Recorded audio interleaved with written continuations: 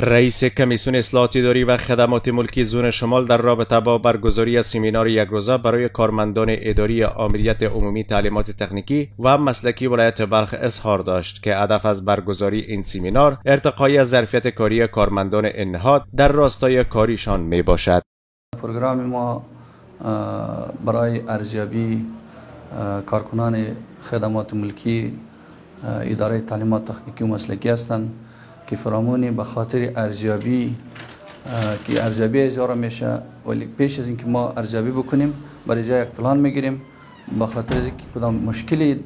در ارزیابی داشته باشند که مشکلاتشان حل شود. از سوی دیگر اشتراک کنندگان در این سمینار از برگزاری آن استقبال کرده و این اقدام را مؤثر در راستای ارتقای مهارت‌ها و رفع چالش‌های اداری خوانده می‌افزایند که این گونه برنامه‌های آموزشی می‌تواند نقش مهم در بهبود روند پلانسازی، مدیریت مؤثر منابع و ارتقای کیفیت خدمات در نهادهای تعلیمی و تکنیکی ایفا کند. این برنامه برای همه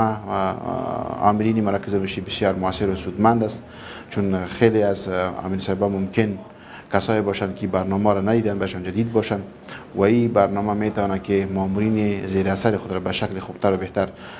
ارزیابی بکنن، پلان‌های خود ترتیب بکنن، گزارش‌های خود در وقت من تهیه بکنن، ترتیب بکنن و این بسیار سودمند در بخش حکومت و نظام و مدیریت می باشد. حضور مراکز آموزشی در جامعه جایگاهش تثبیت است، جهت‌دهی برای رشد و تعالی افراد جامعه و به عین شکل ترقی و پیشرفت یک ملت وابستگی به اطر فعالیت ها داره. اگر فعالیت ها هماهنگ، هم جهت و در امتداد هم